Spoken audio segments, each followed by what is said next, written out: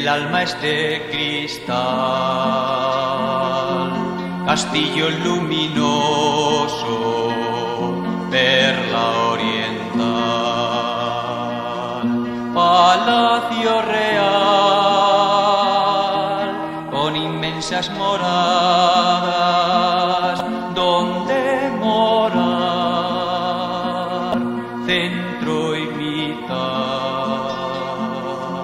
está en medio del alma, la principal. En ella habita el rey que da la esposa, vida infinita. Moradas o castillo interior. Cuarta charla. Las segundas moradas. Las segundas moradas son las moradas de la perseverancia, del combate por mantener el primer empuje, que es comenzar a practicar oración. Y el capítulo único que forma estas segundas moradas comienza con el sumario, que trata de lo mucho que importa la perseverancia para llegar a las postreras moradas, y la gran guerra que da el demonio, y cuánto conviene no errar el camino en el principio. Para acertar, da un medio que ha probado ser muy eficaz. Teresa aborda esta segunda etapa en el vasto mapa de la vida espiritual, que es el castillo interior, en un solo capítulo. Sin embargo, para el orante transitar por esta segunda etapa puede llevarle un larguísimo periodo de tiempo. Hay quien incluso se llevará años, muchísimos años, durante los cuales la persona deberá esforzarse por mantener a flote tanto su vida de oración como su práctica de virtudes. Hay que aclarar aquí que el sentido que le da Teresa a la perseverancia en estas segundas moradas se refiere a la consecución de un primer y mínimo nivel de estabilidad espiritual, a un mantenerse o mantenimiento primero y básico en la vida de la oración. Se trata de la determinada determinación, que es la segunda actitud fundamental del itinerario teresiano, junto con el conocimiento propio, que es la primera actitud fundamental que vimos en las primeras moradas.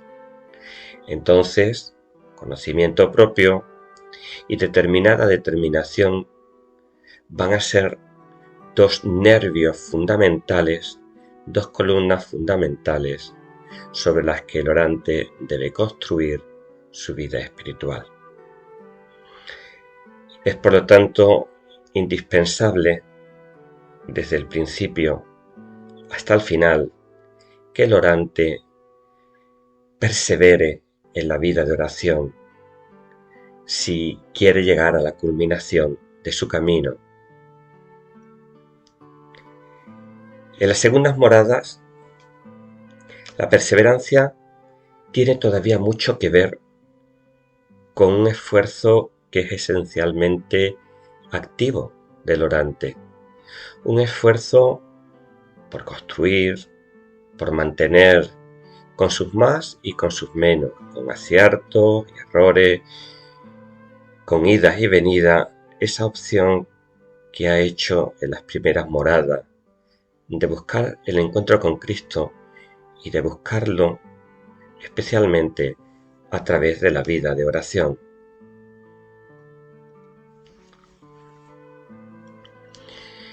Entonces, se puede decir que la persona que transita por estas segundas moradas está trabajando aquí su compromiso personal con la oración, como lugar fundamental de encuentro con Cristo. Y va integrando esa oración de manera estable, de manera regular, de forma que ya no le resulta un añadido, una obligación, algo que tiene que hacer, algo que a veces apetece o no apetece, sino que más bien comienza a experimentar esa oración como una necesidad que desde su ser humano y ser frágil a veces entra en choque con distracciones, con pulsiones interiores y con otras necesidades y afecciones que todavía están vivas en el subconsciente del orante. Y es que lo difícil no es comenzar la vida de oración, sino mantenerla más allá de los primeros impulsos, de nuestras primeras ilusiones, del primer empuje, de los primeros goces y disfrutes y contentos de la oración.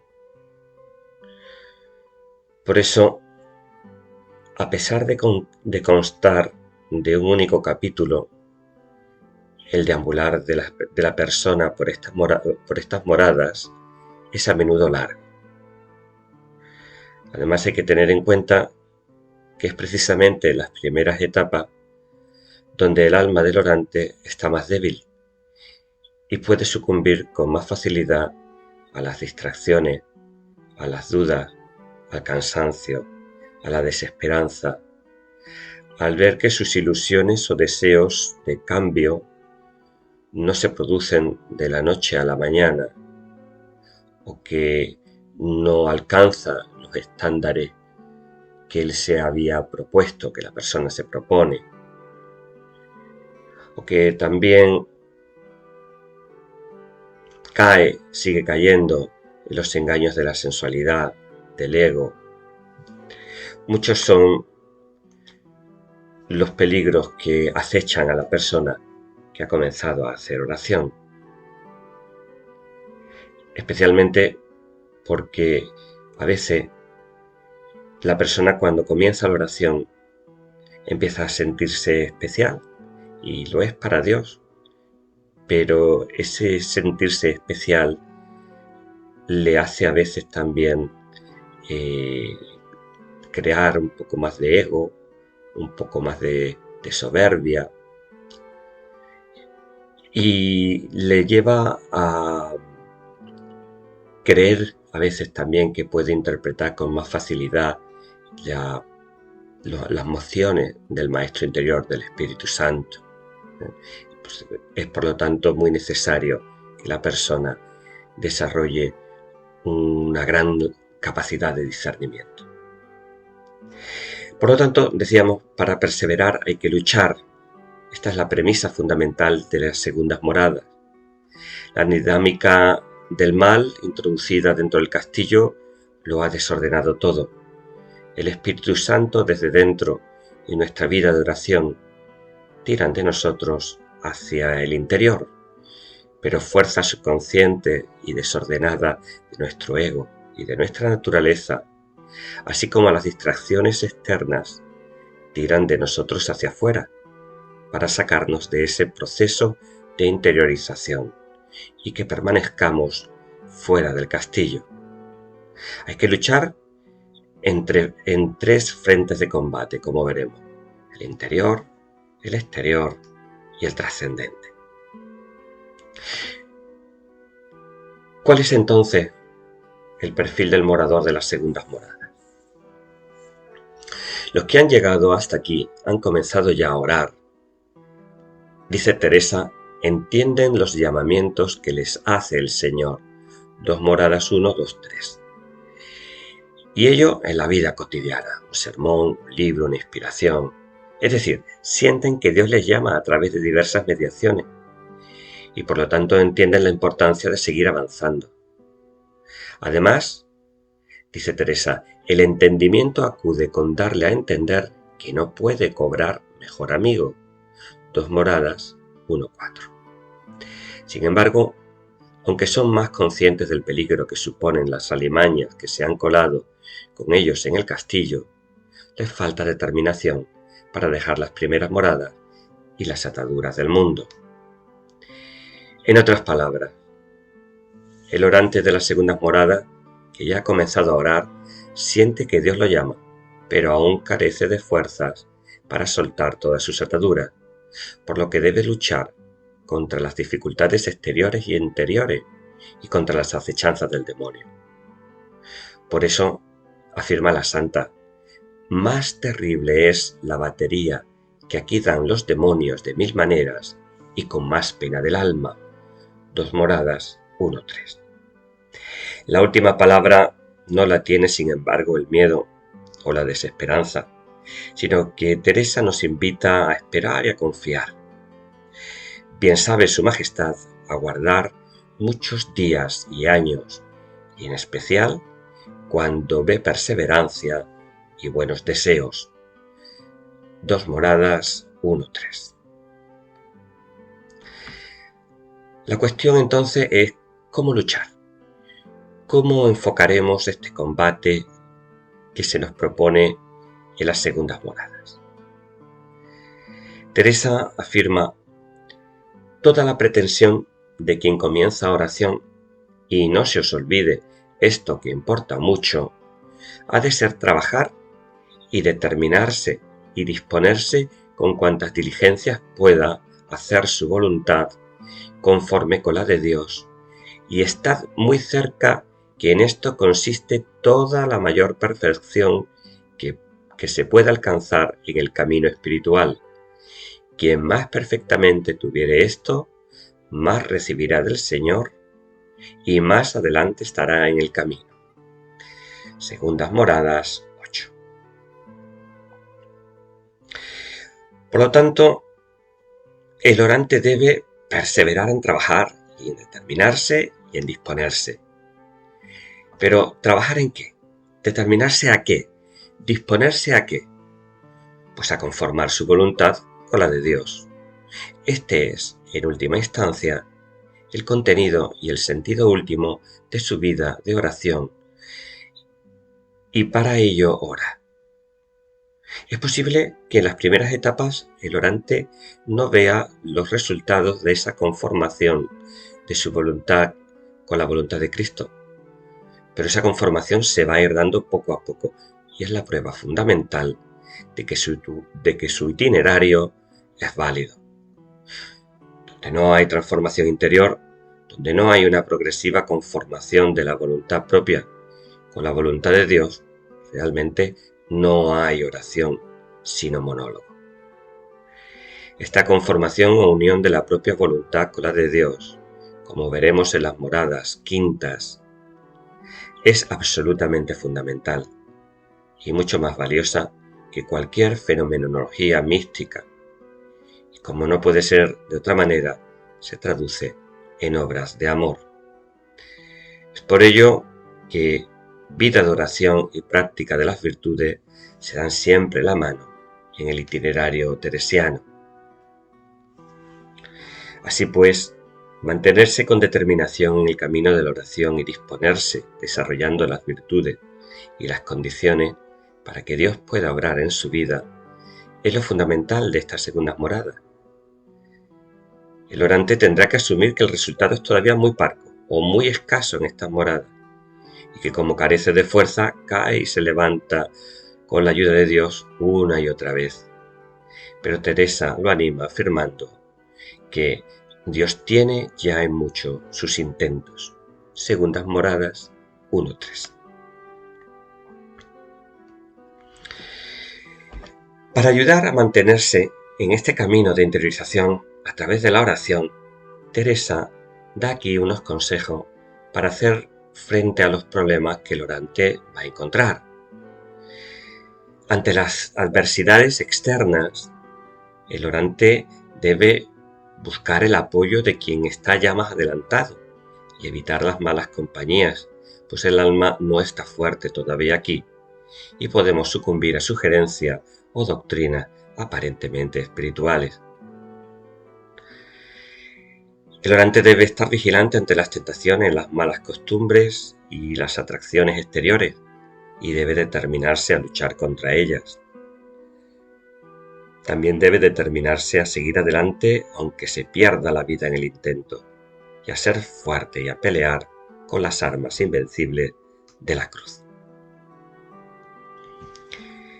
Por otra parte, están las dificultades interiores que la persona tiene que hacer frente en el proceso de apropiarse de un espacio interior que le resulta ajeno y en el que se siente disperso. Para ello, deberá primero no buscar gustos en la oración ni quejarse de sequedades, no afligirse por las turbulencias de la imaginación y de los pensamientos, sino abrazarse a la cruz y rendir la propia voluntad. Guardarse de sabandijas ponzoñosas como son los malos pensamientos.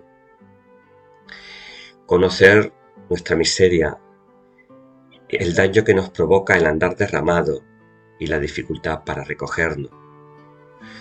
No afligirse ni dejar la oración por las turbaciones del pensamiento. El recogimiento, dice Teresa, no se logra a fuerza de brazos, sino con suavidad. Y con esta suavidad, perseverar con determinada determinación en la oración. El orante deberá poner toda su confianza en Dios y no en sí mismo.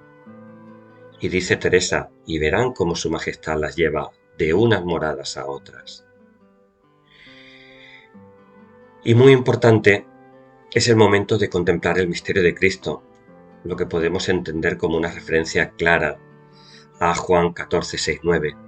Y ello meditando los misterios de la vida de Jesús, especialmente lo que le debemos y la muerte que pasó por nosotros, Segundas Moradas 1:12. Esta contemplación de Cristo es absolutamente fundamental para conformar la propia voluntad con la voluntad de Dios, expresada y manifestada en Cristo. Es decir, el objeto de la oración no es tanto nuestra propia paz, nuestra propia serenidad o el gozo que podamos sentir en ella, sino dejarnos transformar por Cristo. Otra cosa sería una concepción falsamente espiritualista de la oración. Una vez visto el contenido de las segundas moradas, vamos a ir terminando con una serie de reflexiones. Primero, sobre la cristología y algunas referencias bíblicas de las moradas, y finalmente sobre el estilo de oración de esta etapa. Teresa era una gran lectora y una gran conocedora de la Biblia, bien de manera directa, bien a través de los sermones o de las enseñanzas de los maestros, los teólogos o de los libros. Y este conocimiento se refleja en sus obras. Resulta especialmente ilustrativo el uso de tipos o iconos bíblicos que Teresa utiliza junto a otros símbolos y metáforas para describir los tipos humanos en el proceso espiritual. Así, en las primeras moradas el orante se identifica con la figura bíblica del sordomudo. En las segundas moradas, sin embargo, dice Teresa, son mudos, pero no sordos a las voces de Dios. Por eso, hay una gran esperanza de que entrará más adentro. 2 moradas, 1:2. La figura deficitaria, tarada o incompleta de las primeras moradas, más cercana a las alimañas con las que conviven, dan paso en las segundas moradas a la figura del hijo pródigo, que nos recuerda a la santa, lejos del padre comió manjar de puercos, o a la figura de Gedeón y de sus escogidos soldados con su espíritu batallero y su confianza en Dios. Por otra parte, la cristología de las segundas moradas hace hincapié en que Cristo no deja de llamar al alma. 2 moradas 2. En los acontecimientos de la vida para que le siga. El orante es capaz de oír esta llamada de invitación a Cristo, a seguirle los acontecimientos de su propia vida y a responderle. Es por ello que debe acudir a la meditación o a la representación de los misterios de la vida de Cristo para conformar su voluntad con la de Él. Sin Cristo no puede hacer nada. Segundas Moradas 1:6. Y sin Cristo construye sobre arena su casa. Segundas Moradas 1:7. Este último, pues, lógicamente, hace referencia a Mateo 7, 26, 27. Terminamos esta charla con algunas consideraciones finales sobre la forma típica de la oración, que en las segundas moradas no es otra que la meditación. Con esto no queremos decir que el orante haya abandonado o deba abandonar la oración vocal, en absoluto, pero es importante que aun alternándola con formas de oración anteriores o incluso practicando formas de oración que se supone que son propias de etapas posteriores, el orante de estas segundas moradas fundamente su vida en la meditación de la palabra de Dios, y que ésta debe tener un lugar preponderante y un tiempo diario en su vida de oración. Teresa no da muchas instrucciones, ni en este ni en ninguno otro de sus libros, sobre cómo ha de ser la meditación, pero sí que es cierto que en el camino de perfección, donde desarrolla su enseñanza sobre meditación y recogimiento, nos hace pensar que su concepción de la meditación es más afectiva que intelectual. El orante, aconseja a Teresa, puede ayudarse de buenos libros, de imágenes que le ayuden a recoger su sentido, de la liturgia y de los sacramentos. Pero sobre todo, debe interiorizar en su corazón, a través de la resonancia afectiva y sin desdeñar tampoco los conceptos, la palabra de Dios, al Dios con el que se puede encontrar en el Evangelio, al Cristo persona, historia y hombre que se hace presente en su vida y al que se puede representar en los espacios y los tiempos de su soledad. En suma, si en las primeras moradas había aparecido el concepto fundamental del autoconocimiento y el primer paso a la oración, en las segundas moradas nos encontramos con el concepto fundamental de la determinación y el paso de la oración vocal a la oración meditativa. Las dificultades son aquí mayores porque el hombre ha entrado más dentro de sí mismo, ha dado un paso más en su itinerario espiritual. Pero Teresa insiste a los que están en estas moradas que perseveren, pues como no sea el dejarlo, todo lo guiará el Señor a nuestro provecho.